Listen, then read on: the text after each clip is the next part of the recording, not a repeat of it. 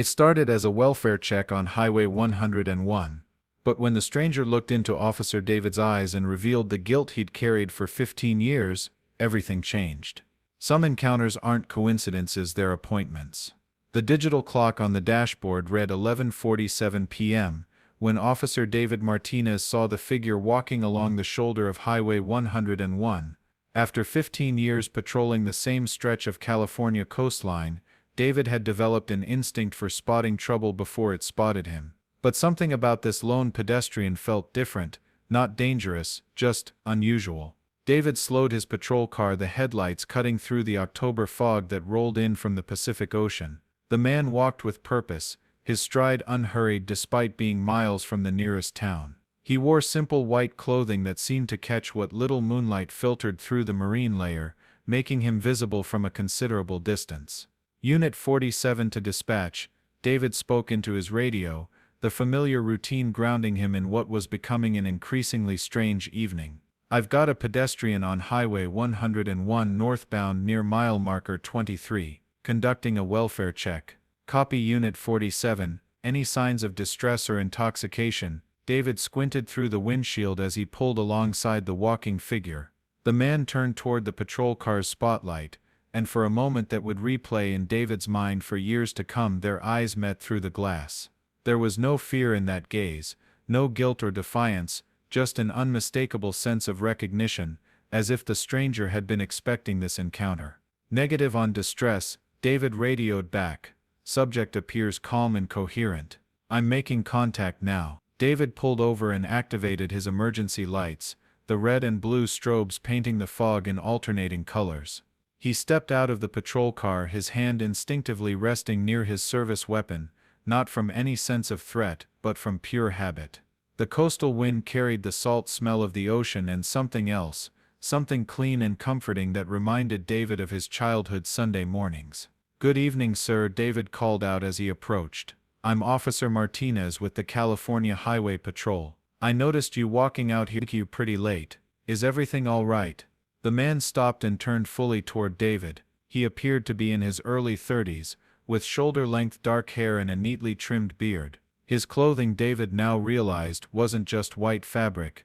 It looked almost like robes, simple but well made. What struck David most were the man's eyes, dark, deep, and filled with a compassion that seemed incongruous with their remote highway location. Everything is exactly as it should be, Officer Martinez, the man replied. His voice was calm and carried just the slightest accent that David couldn't quite place. Though I suspect you might not feel the same way about your own circumstances. David felt a chill that had nothing to do with the coastal fog. I'm sorry, do we know each other? Have we met before? The stranger smiled, and there was something in that expression that made David's chest tight. We haven't met face to face, no. But I've known you for a very long time, David. I've known about the weight you've been carrying, especially on nights like this one. Nights like what? David's training kicked in, his voice becoming more authoritative. Sir, I'm going to need to see some identification, and I need you to explain how you know my name. My name is Jesus, the man said simply, extending his hand's palm up in a gesture of openness. And I know your name because I know everything about you, David Martinez, including why you can't sleep on October nights. David's breath caught in his throat. The stranger's extended hands revealed something that made the officer's world tilt on its axis. There, clearly visible in the patrol car's spotlight, were old scars on both wrists, not the jagged marks of self-harm or accident, but perfectly round wounds that looked ancient yet somehow still tender. October 15,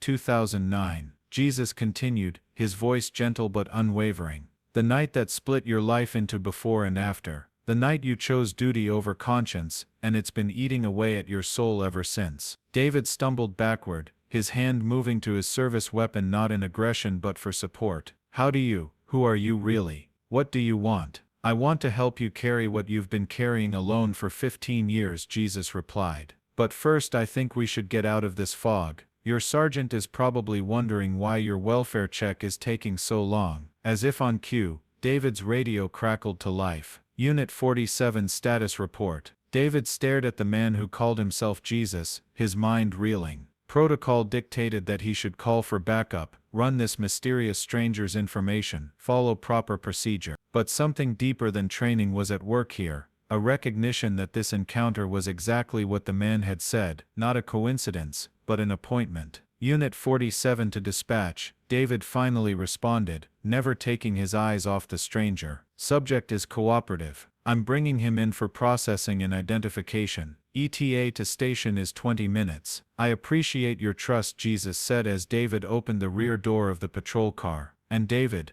you don't need to worry about restraints. I'm not going anywhere that I'm not meant to be. The 20-minute drive to the highway patrol station passed in surreal silence. David kept glancing in the rearview mirror, expecting to find the back seat empty, convinced he was having some sort of stress-induced breakdown. But the man was always there, sitting peacefully with his scarred hands folded in his lap, occasionally looking out at the fog-shrouded landscape as if he found it beautiful. How long have you been walking out there? David finally asked. Tonight. About 3 hours, Jesus replied. But I've been walking toward this conversation with you for much longer than that. What conversation? David's voice was strained. I don't understand what's happening here. You will, Jesus said with quiet certainty. We have all night, and there's so much I want to tell you. About forgiveness, about purpose, and about why you became a police officer in the first place. David's hands tightened on the steering wheel. He had joined the highway patrol straight out of college with noble intentions, to protect and serve, to make a difference, to be one of the good guys. But that was before October 15,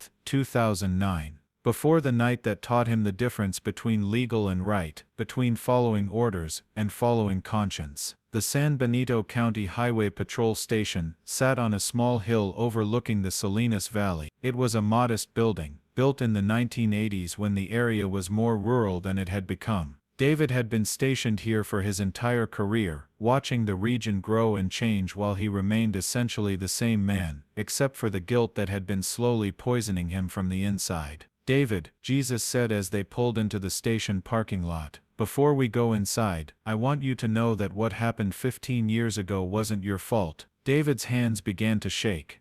Please don't talk about that. You were following orders from your supervisor. You were 28 years old, 3 years on the force, and you trusted the chain of command. When Sergeant Williams told you to ignore the domestic disturbance call on Maple Street because they were handling it through other channels, you believed him. Stop. David's voice was barely a whisper. You didn't know that Maria Santos and her 2 children were trapped in that house with a man who had already beaten her unconscious. You didn't know that other channels meant looking the other way because Carlos Santos had connections with the local political machine. You followed orders, David. That's what good officers do.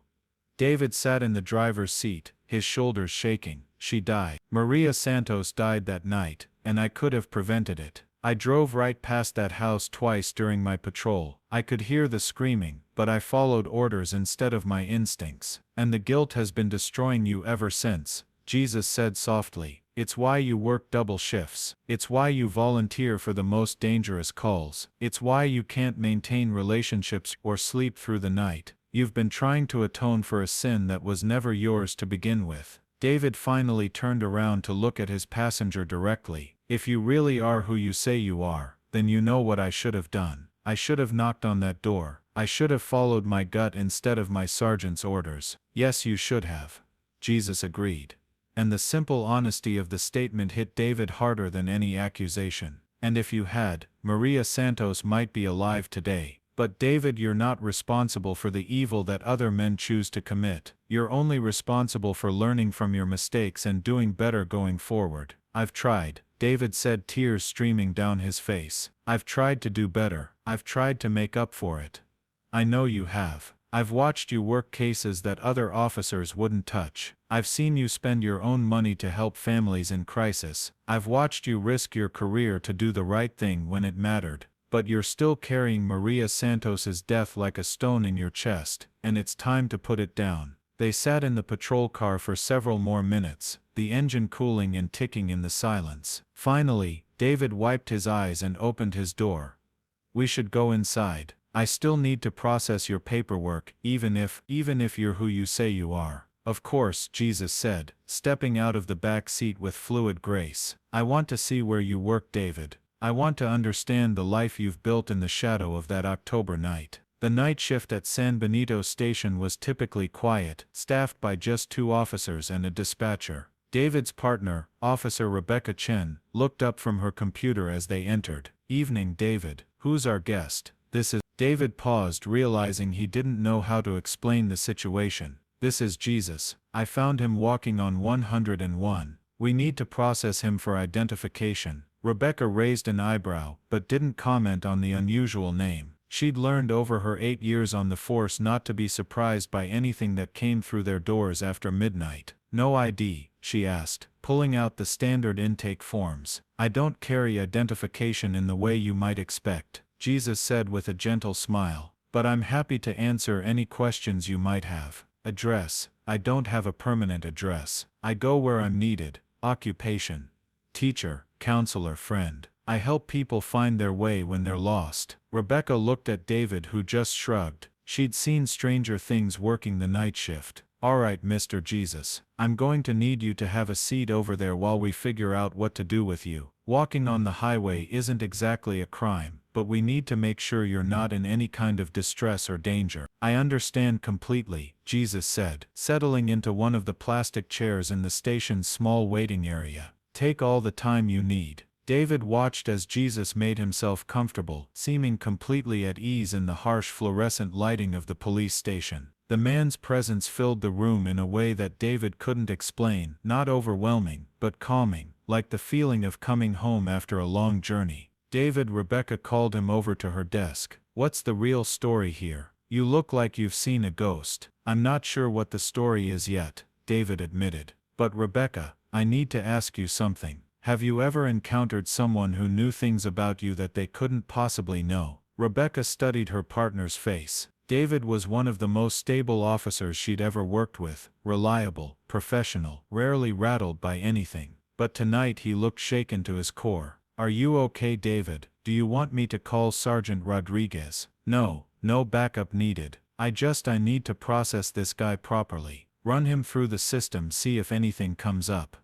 "Of course. But David, if something's wrong, if you're in some kind of trouble, you know you can talk to me, right?" David nodded, grateful for his partner's concern. Rebecca had been a good friend over the years, one of the few people who seemed to genuinely care about his well-being. But how could he explain what was happening without sounding like he'd lost his mind? For the next hour, David went through the motions of processing Jesus for the computer records. Fingerprints came back with no matches. Facial recognition software found nothing. The man existed in their station but nowhere else in the digital world, as if he had materialized specifically for this encounter. "This is highly unusual," Rebecca muttered, staring at her computer screen. "No criminal record, no missing person reports, no nothing. It's like he doesn't exist in any system." "Maybe that's because he exists outside of systems," Jesus said from his chair, his voice carrying clearly across the small station. "Excuse me," Rebecca called back. "I said maybe I exist outside of your systems, Officer Chen. Sometimes the most important things can't be cataloged or filed away." Rebecca looked at David with growing concern. "Okay, this is getting weird. David, what exactly happened out there tonight?" Before David could answer, the phone rang. Rebecca answered it with her standard professional greeting, then her expression changed. "What? When did this happen?" She grabbed a pen and started writing frantically. "Okay, we'll respond immediately." She hung up and looked at David with urgency. "We've got a domestic disturbance on Maple Street. Sounds serious. Neighbors report screaming and possible violence. Units 23 and 41 are both tied up with that multi-car accident on Highway 156. David felt the blood drain from his face. Maple Street. The same street where Maria Santos had died 15 years ago. The same type of call that had haunted his dreams for over a decade. "I'll take it," he said, his voice steady despite the turmoil in his chest. "David, you sure? You look... I'm fine. It's just another domestic." From across the room, Jesus stood up. "Officer Martinez, I think I should come with you." "What? No, absolutely not. Civilians don't ride along on domestic calls. Too dangerous." "David," Jesus said, and there was something in his tone that commanded attention. "This isn't a coincidence. This call tonight, while I'm here with you, Don't you see the pattern? David stared at the man who claimed to be Jesus, his mind racing. You're saying this is connected to what we were talking about in the car. I'm saying that sometimes we get second chances to do the right thing, but only if we're brave enough to take them. Rebecca looked back and forth between them. I'm completely lost here. David, what's going on? Rebecca, I need you to stay here and monitor the radio. If something goes wrong, call for backup immediately. David turned to Jesus.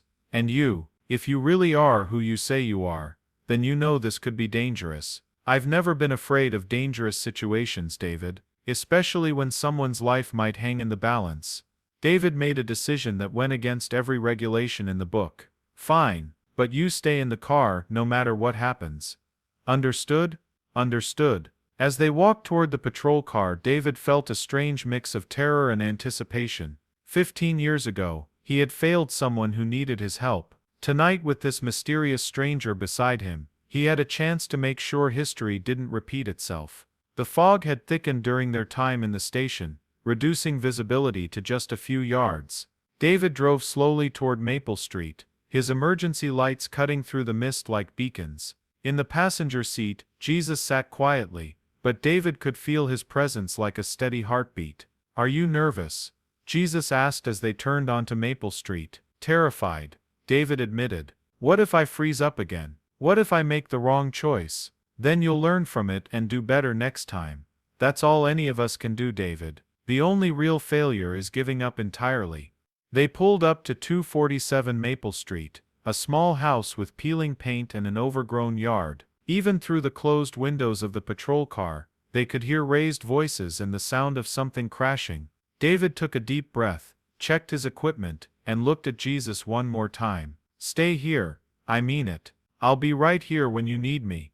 Jesus replied with a confidence that somehow transferred to David. Officer David Martinez stepped out of his patrol car and walked toward a house where someone needed help. This time he wouldn't drive away. This time, he would do the right thing, no matter what orders he might receive over the radio. Behind him, Jesus watched with eyes full of love and hope, knowing that redemption often comes disguised as a second chance to do what we should have done the first time. David's boots crunched on the gravel walkway as he approached 247 Maple Street. The house looked almost identical to the one where Maria Santos had died 15 years ago. Same era of construction, same neglected appearance, same sense of desperation seeping through its walls. The fog seemed to grow thicker around the property, as if the very air was holding its breath. The shouting from inside had momentarily stopped, replaced by a silence that somehow felt more ominous than the noise. David could hear his own heartbeat, thundering in his ears as he positioned himself to the side of the front door, following protocol that had become second nature over 15 years of service. Through a gap in the curtain window, he could see movement, shadows dancing in the harsh light of what appeared to be a single bare bulb hanging from the ceiling. The living room was in disarray, furniture overturned, what looked like broken dishes scattered across the floor. A woman's voice, high and pleading, broke the silence. A man's voice responded, slurred and angry, though David couldn't make out the specific words. David keyed his radio with hands that trembled slightly. Unit 47 on scene at 247 Maple Street, attempting to make contact with occupants. I can hear signs of an active disturbance inside. Before he could knock on the door, his radio crackled with an unexpected transmission that made his blood run cold. Unit 47, this is Sergeant Rodriguez. I need you to hold your position and wait for backup. The words hit David like a physical blow. Those were almost the exact same words Sergeant Williams had used 15 years ago. The same tone, the same instruction to wait when someone inside might be dying. The same bureaucratic delay that had cost Maria Santos her life. David's mind flashed back to that October night in 2009. He had been so young then, so eager to please his supervisors, so willing to trust that the chain of command knew better than his own instincts. He had driven past that house on Maple Street twice, while Maria Santos screamed for help inside, because Sergeant Williams had told him they were handling it through other channels. Sergeant David responded, trying to keep his voice steady. I can hear clear signs of active disturbance. Someone may be in immediate danger. Request permission to make entry. Negative. Unit 47, hold your position. That's a direct order. We're coordinating with other agencies on this one. ETA on backup is 30 minutes. 30 minutes. 30 minutes. In 30 minutes. Another Maria Santos could be dead. Another family could be destroyed. Another officer could spend the next 15 years of his life drowning in guilt and regret.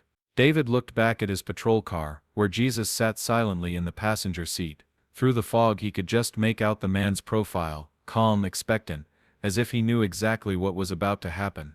The scars on his wrists seemed to catch the light from the patrol car's console, reminding David that some sacrifices were worth making, some orders were worth disobeying.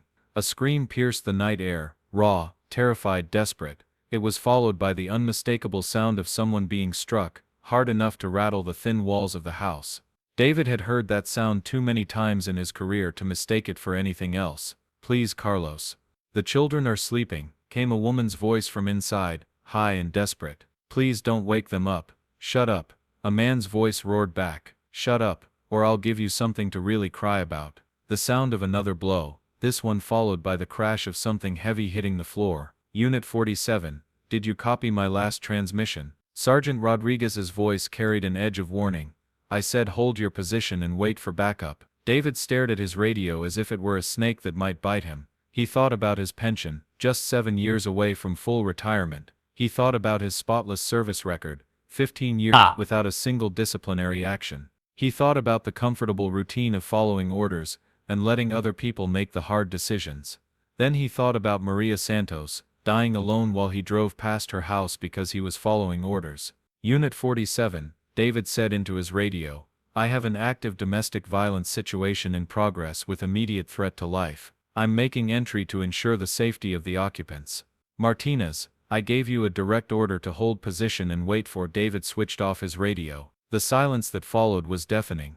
For the first time in his 15-year career, Officer David Martinez was completely cut off from the chain of command, operating solely on his own judgment and moral compass. The weight of the decision should have terrified him, but instead he felt something he hadn't experienced in years: the clarity that comes from knowing you're doing the right thing. He approached the door with his hand resting on his service weapon, not to threaten, but to be prepared for whatever he might find inside. The training was automatic, muscle memory built from thousands of similar approaches, but something else was driving him now. Something that felt like the young idealist who had first put on the badge with dreams of protecting and serving. "Police, open the door," David called out in his most authoritative voice. The sounds inside stopped abruptly, as if someone had flipped a switch. David could hear hushed, urgent whispers, a man cursing under his breath, footsteps moving quickly through the house, the sound of someone trying to clean up evidence. "Police, I need someone to come to the door immediately. I know you can hear me." David waited, counting the seconds. In domestic violence situations, these moments of silence were often the most dangerous. Perpetrators used them to threaten victims, to destroy evidence, sometimes to escalate the violence before police could intervene. After what felt like an eternity, but was probably only 30 seconds, David heard the sound of multiple locks being undone. The door opened just a crack, revealing a man in his mid-30s with bloodshot eyes, and the unmistakable smell of alcohol emanating from him like a toxic cloud. His knuckles were scraped and bloody, fresh injuries that told a story David had seen too many times before. "What do you want, officer?" the man asked, trying to sound casual but failing to hide the aggression in his voice. "We're not doing anything wrong here, just a quiet evening at home." David could see past the man into the living room, and what he saw made his jaw clench. The coffee table was overturned, its contents scattered across the floor. Magazines, broken glass, and what appeared to be pieces of a shattered picture frame were everywhere. A lamp lay on its side, its shade torn and bent. In the hallway beyond, he caught a glimpse of a woman pressing herself against the wall, one hand held to her face, trying to stay out of sight. "Sir, we received multiple reports of a disturbance at this address. I need to speak with everyone in the house to make sure everyone's safe and accounted for." "Everyone's fine," the man said too quickly. "It's just the TV, you know. We were watching a movie, got a little loud, action flick, lots of explosions and stuff. Sorry if it bothered the neighbors." David had heard this lie countless times before. The loud TV excuse was standard operating procedure for domestic abusers, as if police officers couldn't tell the difference between movie sound effects and real violence. "Sir, I can see that there's been some kind of disturbance in your living room. I need to come inside and speak with the other occupants of this house." The man's expression darkened, and David could see him calculating his options. Fight or flight responses were written clearly across his face, along with the desperate cunning of someone trying to avoid consequences for his actions. "You got a warrant, officer?" The man's voice was becoming more belligerent with each word. "Because if you don't have a warrant, you can get off my property right now. I know my rights. I don't need a warrant when I have probable cause to believe someone is in immediate danger," David replied, his voice remaining calm and professional despite the adrenaline coursing through his system. "I can see evidence of a struggle, I can smell alcohol on your breath, and I can see someone hiding in your hallway. Step aside, sir." The man's bloodshot eyes narrowed, and David could practically see the wheels turning in his alcohol-impaired brain. When he spoke again, his voice carried a threatening undertone that sent chills down David's spine. "You know what, Officer Martinez?" He squinted at David's name tag with exaggerated effort. "I got friends who know people, important people downtown. You might want to think real careful about what you do next." David felt that familiar chill, the same one he had experienced 15 years ago when Sergeant Williams had first told him to look the other way. The implication was clear: this man had connections, political protection, strings that could be pulled to make problems disappear. "My buddy works downtown," the man continued, swaying slightly as the alcohol affected his balance. "City council, police administration, all kinds of folks. He tells me there's some cops who know how to mind their own business and stay out of other people's private affairs. And then there's some cops who create unnecessary problems for themselves by sticking their noses where they don't belong." David felt his resolve wavering for just a moment. This was exactly what had happened 15 years ago. The threats, the mentions of connections, the pressure to look the other way and let someone else handle the situation through proper channels. The same corruption that had allowed Maria Santos to die while he followed orders. But then he heard it again. Another sound from inside the house. Not a scream this time, but something almost worse. The quiet whimpering of someone trying very hard not to make any noise, trying not to provoke further violence. It was the sound of absolute fear, of someone who had been broken down by repeated abuse until they barely existed as a person anymore. "Step aside, sir, now." David's voice carried a new edge of authority, the kind that came from absolute moral certainty. "You're making a mistake, Martinez, a big mistake. The kind of mistake that can follow a cop around for the rest of his career." But as the man spoke those words, something extraordinary happened. From behind David came a voice, calm and clear, carrying an authority that seemed to come from somewhere beyond the physical world. "Carlos, that's enough." David spun around, his heart nearly stopping. Jesus was standing just a few feet behind him, no longer in the patrol car where he was supposed to stay safe. His presence seemed to fill the entire front yard, and even in the thick fog, he appeared clearly defined, almost luminous against the gray night. The most remarkable thing was how his presence immediately changed the entire atmosphere of the confrontation. The tension that had been building between David and Carlos seemed to dissipate like smoke, replaced by something that felt almost like peace. "Who the hell are you?" Carlos demanded, but his voice had lost its edge of aggression. There was something in Jesus's presence that seemed to drain the violence from the situation, like a calming influence that worked on some level deeper than conscious thought. "I'm someone who knows what you're going through, Carlos," Jesus replied, his voice carrying infinite compassion. "I know about the pain that makes you drink. I know about the anger that makes you hurt the people you love most. And I know that this isn't who you really are, deep down inside." Carlos stared at Jesus with his mouth hanging slightly open, as if he were seeing something that his brain couldn't quite process. "You can't be here. This is private property. This is my house." "Everything belongs to my father, Carlos," Jesus said gently. "Including this house, this night, and this moment where you get to choose who you want to be. You can choose to be the man who hurts his family, or you can choose to be the man who protects them." David watched in amazement as Carlos's entire demeanor began to shift. The aggressive posture melted away like ice in sunlight, replaced by something that looked like confusion mixed with a strange kind of recognition, as if he were seeing someone he had known long ago but had forgotten. "I don't understand what's happening here," Carlos said, his voice now small and lost like a child who had gotten separated from his parents in a crowded store. "You're getting a second chance," Jesus replied with gentle firmness, "just like Officer Martinez here. Just like everyone who realizes they've been heading down the wrong path and wants to turn around." Behind Carlos, the woman in the hallway stepped into the light of the doorway. David could see her face clearly now, and his heart clenched. Her left eye was swollen shut, her lip was split and bleeding, and there were finger-shaped bruises on her throat. But despite her injuries, her eyes were fixed on Jesus with an expression of wonder and desperate hope. "Maria," Jesus said gently. And the way he spoke her name was like a prayer. "Are you all right?" The woman nodded, tears streaming down her bruised face. "I prayed for someone to come. I've been praying every night for someone to help us, to help him stop hurting us." David felt his knees nearly give out. Maria. Of course her name was Maria. Of course this was all connected to that night 15 years ago when he had failed another Maria, another woman who had prayed for help that never came. "Your prayers were heard," Jesus told her, and his voice was filled with such love that even David felt tears starting in his eyes. "They're always heard. Sometimes the answer just takes time to arrive, but it always comes when you need it most." Carlos was staring at Jesus as if seeing him for the first time, as if suddenly recognizing someone he had known all his life but had somehow forgotten. I can't. Who are you, man? What do you want from me?"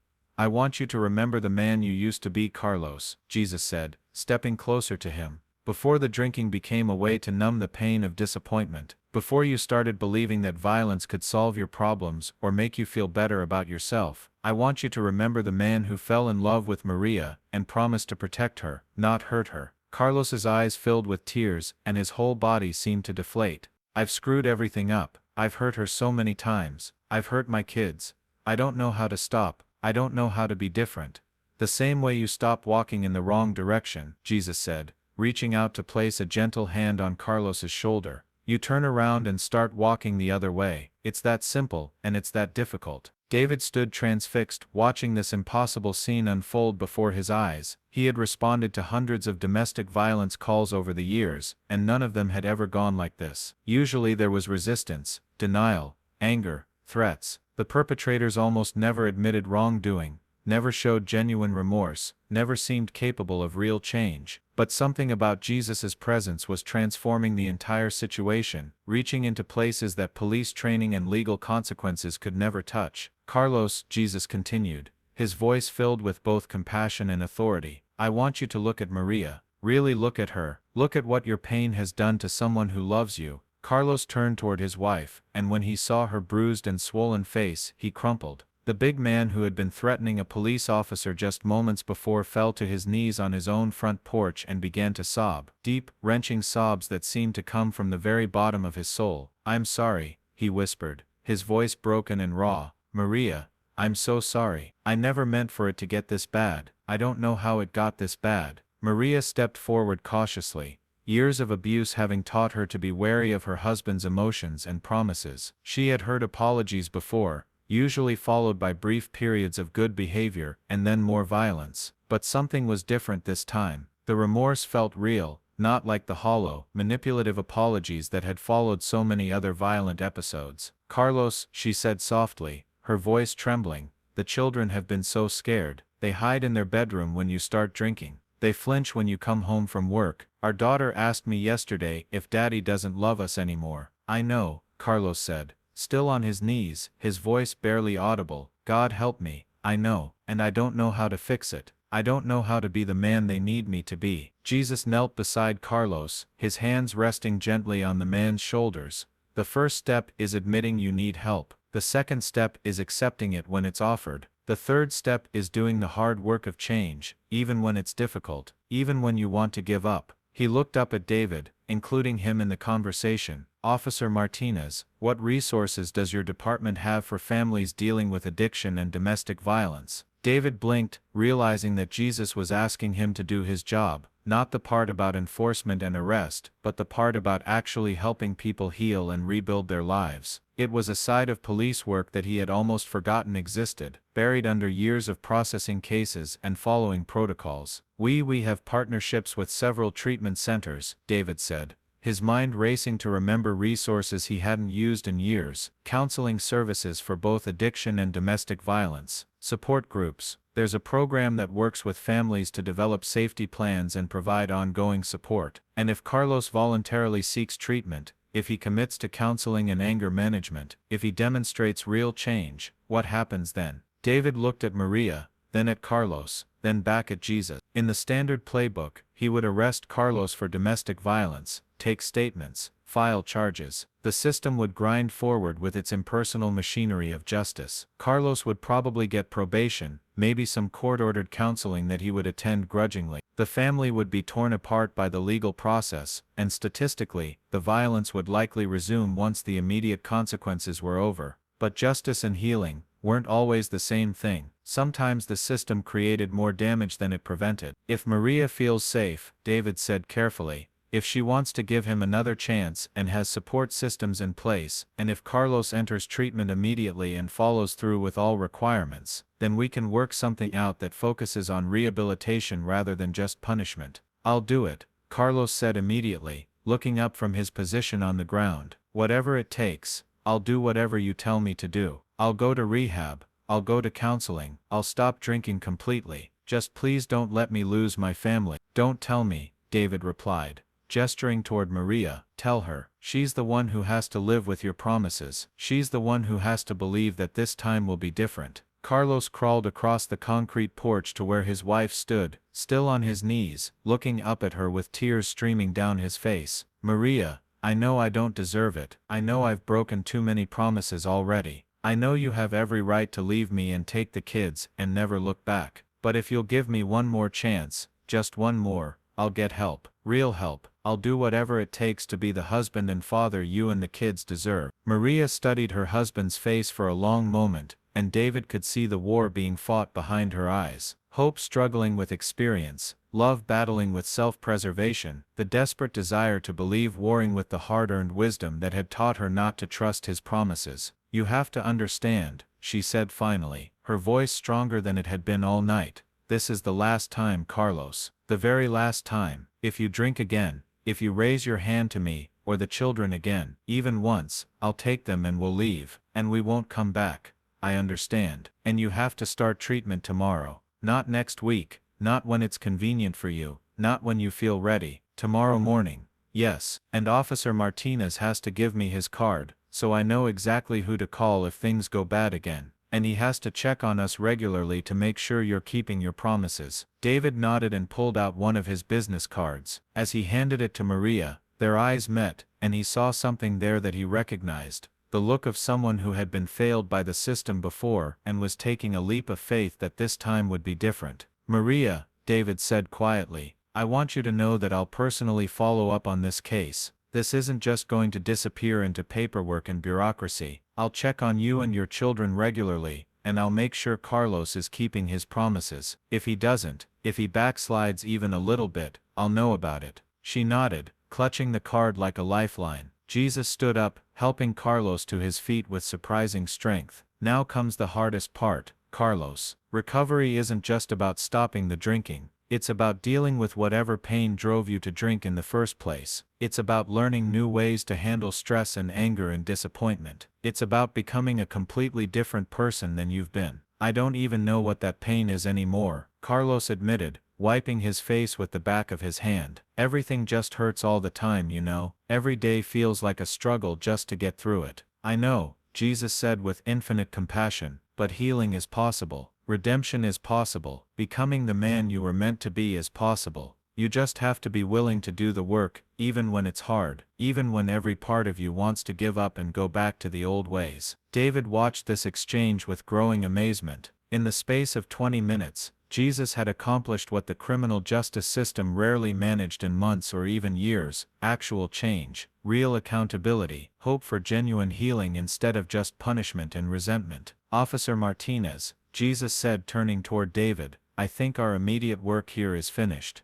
Unless you need to file any official reports. David looked at Carlos and Maria, really seeing them for the first time as human beings rather than just another case to be processed. The immediate danger was past. Carlos had agreed to treatment and showed genuine remorse. Maria had resources and a direct line to help if she needed it. Most importantly, a family had a real chance at healing, instead of just being fed through the impersonal machinery of the justice system. No reports necessary, David said, making a decision that went against everything he had been trained to do. Just a welfare check that turned out well. As they walked back toward the patrol car, David could hear Carlos and Maria talking quietly on their front porch. Really talking, possibly for the first time in years. Their voices were soft but intense, the sound of two people trying to rebuild something that had been badly broken. It was the sound of a family beginning to put itself back together, one honest conversation at a time. "How did you know?" David asked as they reached the car. "How did you know their names, their exact situation, exactly what to say to reach them?"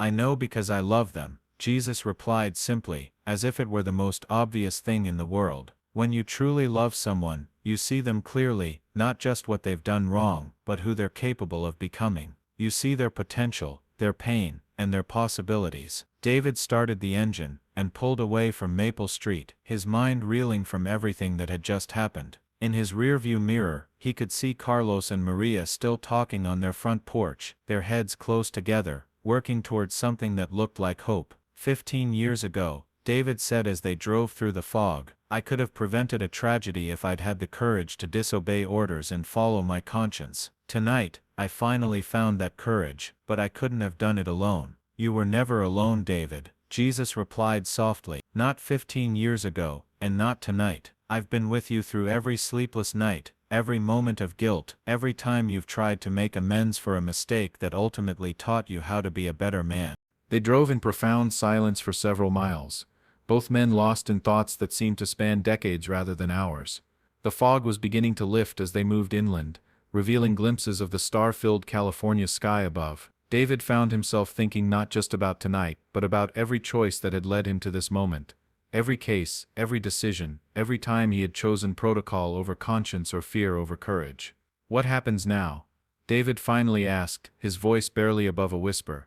"Do you disappear? Do I wake up tomorrow wondering if this was all some kind of stress-induced hallucination?" Jesus turned to look at him, and in the dashboard light, his eyes seemed to hold depths that could contain entire universes. "What do you think should happen now, David?"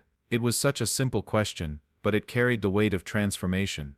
David realized that for the first time in 15 years, someone was asking him what he thought was right, not what the regulations required or what his superiors expected. "I think." David paused, organizing thoughts that felt too big for words. "I think I need to stop running from what happened 15 years ago. I think I need to find Maria Santos's family and tell them the truth about that night. All of it. They deserve to know that someone saw what happened, that their daughter's death wasn't just another unsolved case. And I think I need to make sure what happened with Carlos and Maria tonight becomes the model for how these situations should be handled. Not just arrest and punishment, but actual healing and restoration." "What else?" David felt tears beginning to form again. "I think I need to figure out how to forgive myself so I can keep helping other people instead of just punishing myself for the rest of my life." Jesus smiled, and the warmth of that expression filled the entire patrol car. "That sounds like a plan worthy of the man you've always been, underneath all that guilt and self-doubt." They were approaching the highway patrol station when David's radio crackled back to life. He had switched it off during the domestic call, but apparently it had somehow turned itself back on. "Unit 47, this is Sergeant Rodriguez. What's your status? We lost contact with you over an hour ago and I'm getting pressure from upstairs about your location." David looked at Jesus, who nodded encouragingly. There was something in that simple gesture that gave David strength he didn't know he possessed. "Unit 47 to dispatch," David said, keying the microphone with steady hands. "Domestic situation at 247 Maple Street resolved peacefully. All parties safe and accounted for. No arrests necessary. Family is entering voluntary counseling and treatment programs." There was a long pause before Rodriguez responded, and when he did, his voice carried a dangerous edge. "Resolved. Martinez, I gave you a direct order to hold position and wait for backup. I'm going to need a full report on what happened out there, and I'm going to need it tonight." "Copy that, Sergeant. I'll have a complete written report on your desk first thing in the morning." "See that you do. And Martinez, we need to have a serious conversation about following orders and chain of command. My office, tomorrow at 0800 hours. David smiled as he signed off the radio. "Yes, Sergeant, I think we definitely need to have that conversation." As they pulled into the station parking lot, David realized that his entire perspective on his career, his life, and his purpose had shifted fundamentally in the span of a single night. The guilt that had been eating away at his soul for 15 years was still there, but it no longer felt like a weight dragging him down toward despair. Instead, it felt like fuel, motivation to make sure he never made the same mistake twice, energy to help others avoid the same pitfalls he had fallen into. "Jesus," he said as they sat in the parking lot, the engine ticking as it cooled, "I don't know how to thank you for tonight. I don't know how to thank you for giving me a second chance to do the right thing. Thank me by living the rest of your life like the man you showed yourself to be tonight, Jesus replied. Thank me by remembering that redemption isn't a destination you arrive at, it's a direction you choose to walk in, one step at a time, one decision at a time. David nodded, feeling something that he hadn't experienced in over a decade, genuine peace with himself and his place in the world. Will I see you again? Jesus opened the car door and stepped out into the cool night air. The fog had almost completely lifted now, and the stars were visible in all their glory above the small coastal town. You'll see me every time you choose compassion over protocol, Jesus said, his voice carrying clearly in the still air. You'll see me every time you listen to your conscience instead of just your radio. You'll see me every time you remember that behind every call, every report, every case number, there's a human being who needs help, not just judgment. David got out of the car and walked around to where Jesus stood beside the patrol vehicle. He wanted to shake hands, to somehow physically seal this transformation that had taken place within him. But as he reached out, the remaining wisps of fog seemed to swirl and thicken around Jesus's form. Remember, David, came Jesus's voice, though it seemed to come from everywhere and nowhere at once. What you experienced tonight wasn't magic. It was love in action, and that same love is available to you every single day, in every encounter, with every person you meet who needs hope. When the fog cleared a moment later, David stood alone in the parking lot. But for the first time in 15 years, alone didn't feel lonely. It felt like freedom. David walked into the station with his head held high for the first time in years. Officer Rebecca Chen looked up from her computer as he entered, her expression showing both relief and curiosity. David, thank God you're okay. Rodriguez has been calling every 10 minutes wanting to know where you were. He seemed pretty upset that you'd gone dark. I'm fine, Rebecca. Better than fine, actually. David sat down at his desk and pulled out a legal pad. I need to write some reports. Reports. I thought you said no arrests were made. Not arrest reports. Other kinds of reports. Letters, actually. Some to families who deserve answers. Some to administration about changes we need to make in how we handle domestic violence cases. Rebecca studied his face. David looked different somehow. Lighter, as if some enormous burden had been lifted from his shoulders. She had worked with him for 8 years and had never seen him look quite so peaceful. David, what happened out there tonight? You left here with some homeless guy, and you come back looking like you found religion or something. David smiled at the accuracy of her observation. Maybe I did find something tonight, Rebecca. Or maybe something found me. He began writing, and the words flowed easier than any report he had ever composed in his 15-year career. First, a letter to the Santos family, explaining what he had witnessed the night their daughter died, and accepting responsibility for his failure to act.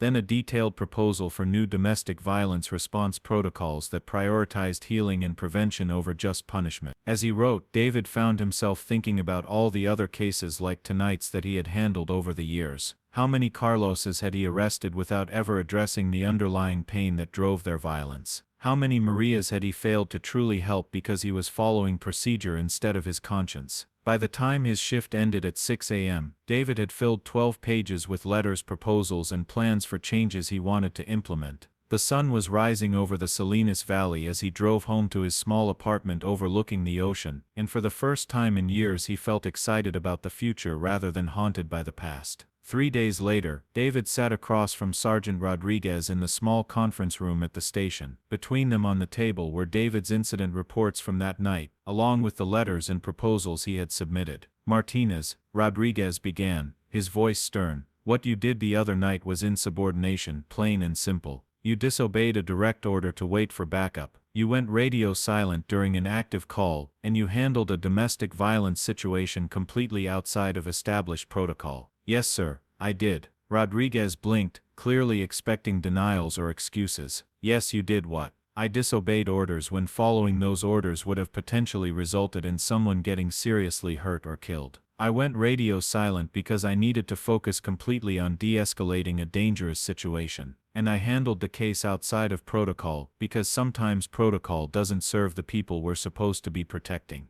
David, you can't just decide which orders to follow and which ones to ignore based on your personal feelings. With respect, Sergeant, that's exactly what I should do when following orders conflicts with my oath to protect and serve. David leaned forward, his voice calm but firm. I've spent 15 years following orders without question, and 3 nights ago I realized that blind obedience has caused more harm than good in my career. Rodriguez glanced down at the papers in front of him. What's all this other stuff? These letters and proposals. The letters are to families who deserve answers about cases that were mishandled. The proposals are for new approaches to domestic violence response that focus on actually solving problems instead of just processing them through the system. David, you can't just unilaterally decide to change departmental policy. I'm not changing anything unilaterally. I'm proposing changes and volunteering to pilot new programs. If they work, they work. If they don't, you can go back to the old way of doing things. Rodriguez was quiet for several minutes, reading through David's proposals. Finally, he looked up.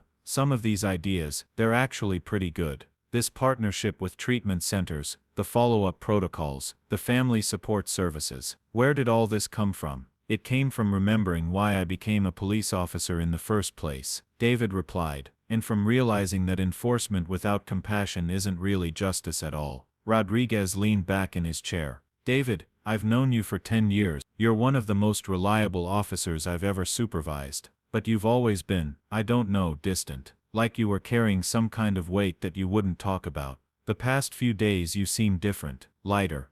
I am different. I finally dealt with something I should have dealt with years ago. The Santos case? David's eyes widened. You know about that? David, I've been in law enforcement for 22 years. I know when an officer is carrying guilt about something. I also know that the Santos case was handled through political channels that had nothing to do with you. You were following orders from supervisors who were being pressured by people way above their pay grade. That doesn't excuse my failure to act on what I knew was right. No, it doesn't. But it also doesn't make you solely responsible for what happened. Rodriguez gathered up the papers. I'm going to forward these proposals up the chain. Some of them might actually be implementable. And the insubordination charge. Rodriguez smiled slightly. What insubordination? According to your report, you successfully de-escalated a dangerous domestic situation with no arrests necessary and all parties agreeing to voluntary treatment. Sounds like exemplary police work to me. That afternoon, David drove to San Jose to meet with Elena Santos, Maria Santos's mother. He had called ahead and explained who he was and why he wanted to talk, giving her the choice of whether to see him or not. She had agreed to meet, though she had sounded understandably skeptical on the phone. Elena Santos was a small woman in her 70s, with silver hair and eyes that held both deep sadness and surprising strength. She invited David into her modest living room, where pictures of Maria covered every available surface. Officer Martinez, she said as they sat down, you said on the phone that you had information about my daughter's death. It's been 15 years. Why are you coming forward now? David took a deep breath. Because 15 years ago I was a coward. I was young and scared and I followed orders instead of my conscience. I could have saved your daughter's life, and I didn't. For the next hour, David told Elena Santos everything, about driving past the house where her daughter was being murdered, about the orders to stay away, about the political connections that had protected her killer, about the guilt that had consumed him for 15 years. Elena listened without interruption, occasionally wiping away tears, but never looking away from David's face. When he finished, she was quiet for a long time. Why now? She finally asked. Why tell me this now, after all these years? Because someone reminded me that the truth matters even when it's painful, and because your daughter deserved better than she got from the system that was supposed to protect her. What do you want from me, Officer Martinez? Forgiveness? David shook his head. I don't expect forgiveness. I just wanted you to know that Maria didn't die alone and forgotten. Someone saw what happened. Someone has carried her memory for 15 years, and someone is working to make sure it never happens again. Elena reached across the coffee table and took David's hands in hers. Officer Martinez, I forgave the system that failed my daughter a long time ago. Carrying anger and hatred was killing me slowly, just like it was killing you with guilt. My daughter is with God now, and she's at peace. The question is, can you finally be at peace too? David felt tears streaming down his face. I'm learning how to be good. That's what Maria would want. She would want her death to mean something, to help other people instead of just causing more pain. 6 months later, the Martinez Protocol for Domestic Violence Response was officially adopted by the California Highway Patrol and was being considered for implementation by police departments across the state. The protocol emphasized de-escalation, family preservation and mandatory follow-up services rather than just arrest and prosecution. David had been promoted to training sergeant and spent his days teaching other officers how to balance enforcement with compassion, how to see the human beings behind the case numbers, and how to trust their moral instincts even when they conflicted with bureaucratic pressure. On a foggy October evening, exactly 1 year after his encounter with Jesus, David was driving his patrol car along Highway 101 when he saw a figure walking along the shoulder. For a moment his heart skipped, wondering if it might be Jesus returning for another impossible conversation. As he pulled over and approached the pedestrian, David saw it was just an ordinary homeless man, clearly intoxicated and disoriented. But as David helped the man into his patrol car and began the familiar process of getting him to shelter and treatment services, he felt that familiar presence, that sense of love in action. "What's your name, sir?" David asked as they drove toward town. "My name's Michael," the man replied. "And I think I'm lost." "That's okay, Michael. Being lost isn't permanent. Sometimes getting lost is just the first step toward finding where you're really supposed to be." As they drove through the fog toward hope and help, David smiled, knowing that some encounters weren't coincidences at all, they were appointments with grace, scheduled by a love that never gives up on anyone. The radio crackled with another call, another chance to choose compassion over protocol, another opportunity to remember that behind every badge was a human heart capable of transformation. David Martinez had finally learned the difference between enforcing the law and serving justice, and in a world that often felt dark and broken, he had become a beacon of the light that still shines in the darkness, the light that the darkness cannot overcome. In his rearview mirror the fog swirled and shifted, and for just a moment David could have sworn he saw a familiar figure walking along the highway, hands scarred but strong, heading toward the next person who needed to remember that they were loved. The end. What an incredible journey we've just witnessed together. Officer David Martinez's transformation on that foggy October night reminds us of something profound. Our greatest failures can become the foundation for our most meaningful victories. Think about it. David spent 15 years drowning in guilt over a single moment of cowardice. How many of us carry similar burdens? How many sleepless nights have we endured, replaying decisions we wish we could change? David's story shows us that redemption isn't about erasing our mistakes, it's about transforming them into wisdom that helps others. The most powerful moment in this entire story wasn't when Jesus revealed David's secret, it was when David finally chose courage over protocol. After 15 years of following orders that felt wrong, he finally trusted his moral compass. That's the moment everything changed. Not because of supernatural intervention, but because a broken man decided to stop being broken. Notice how Jesus didn't wave a magic wand and make David's problems disappear.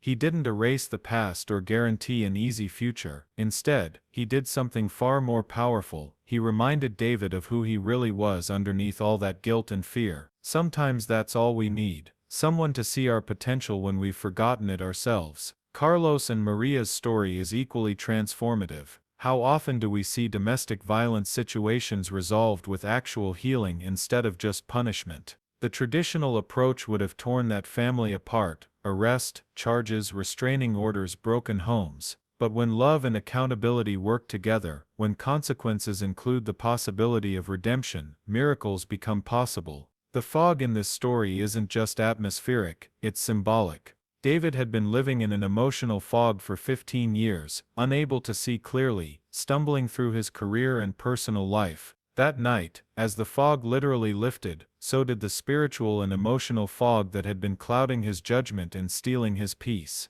What strikes me most is how realistic this transformation is. David didn't become perfect overnight. He still had to face his sergeant, still had to write those difficult letters, still had to do the hard work of changing systems and rebuilding trust. Grace doesn't eliminate consequences, it gives us the strength to face them with dignity. The Martinez protocol that emerged from this experience represents something beautiful, one man's failure being transformed into protection for countless others. How many families will be saved because David finally found the courage to do things differently? How many officers will learn to balance justice with mercy because of his example? This story challenges all of us to examine our own October nights, those moments when we chose safety over courage, protocol over conscience, fear over love. We all have them. The question isn't whether we've failed, but what we're going to do with those failures going forward.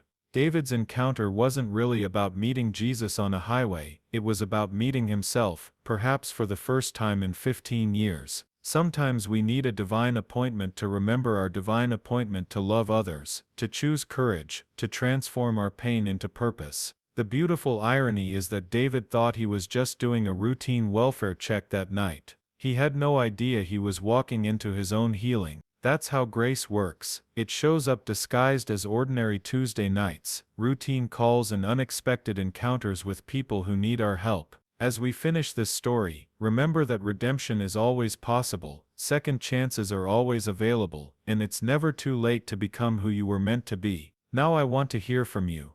Have you ever had a moment like David's October night, a time when you chose fear over courage, and it haunted you for years? How did you find the strength to forgive yourself and move forward? Share your story in the comments below. Your experience might be exactly what someone else needs to hear today. Retry A.